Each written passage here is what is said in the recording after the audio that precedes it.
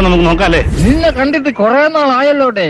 ഒന്ന് കറങ്ങി മദ്രാസ്, ബാംഗ്ലൂർ, ബോംബെ, കൽപ്പാത്തി, ആലപ്പുഴ, ചാകര, തൃശൂർ, കൊയിലാണ്ടി, സുൽത്താൻ ബത്തേരി, അങ്ങനെ തിരക്കിട്ടൊരു ടൂർ പരിപാടി. 19 ദിവസം ഒരു മുഖ്യമന്ത്രി കുടുംബത്തെ മുഴുവൻ കൂട്ടിയിട്ട് ഇന്തോനേഷ്യയിലും സിംഗപ്പൂരിലും ഒക്കെ പോകാനുള്ള ചെലവ് ആര് വഹിക്കുന്നു? ഇതിനുള്ള മറുപടി പറയാൻ എനിക്ക് അറിയാഞ്ഞിട്ടല്ല, പക്ഷേ സമയമില്ല. അതെന്തിനാ നിങ്ങൾ ഇപ്പൊ അന്വേഷിക്കുന്നത്?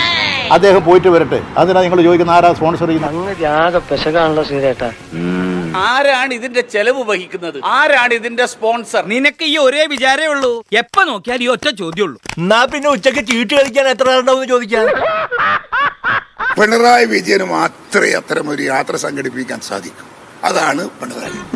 നായരേട്ടാ, വെറുതെ അതും ഇതൊന്നും പറയണ്ടോ. ആളുകൾ കേട്ടാ നേരാന്ന് വിചാരിക്കുന്നില്ലടാ.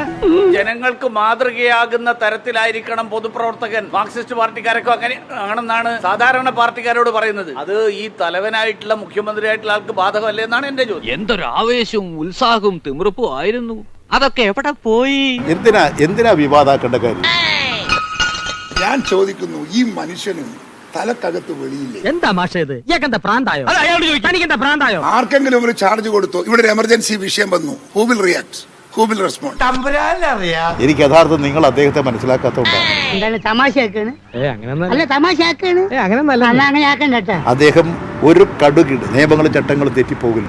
ഈ കൈകൾ മാർപ്പാപ്പയെ പോലെ പരിശുദ്ധമാണ്. ഞാനൊന്നും മിണ്ടുന്നില്ലേ. ആലയെന്ന് പശുക്കൾ ഇറങ്ങിപ്പോ പോലെ പോവാണോ മുഖ്യമന്ത്രി? അങ്ങനെ പോകേണ്ട ആളാണോ മുഖ്യമന്ത്രി? സാർ എന്നെ അപമാനിക്കരുത്.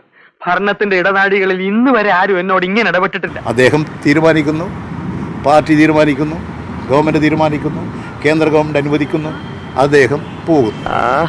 പരിഹാസ ശരങ്ങൾക്ക് നടുവിലൂടെ ആയുധമില്ലാതെ നീങ്ങുന്ന ഒറ്റപ്പെട്ട പടയാളിയെ പോലെയാണ് ഞാൻ. അതൊരു പ്രശ്നമല്ല. മര്യാദയ്ക്ക് ഇവിടെ നിന്നാ നിനക്ക് കൊള്ളാം. ഒരു 6 ഇഞ്ച് നീങ്ങി ഒരു ചുവന്ന സ്വിച്ച് കാണുന്നുണ്ടോ? കാണുന്നുണ്ട്. ഈ സ്വിച്ചിന്റെ കാര്യമാണ്.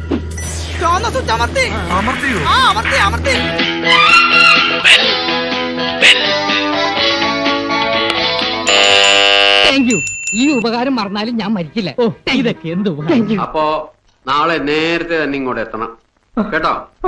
ശരി.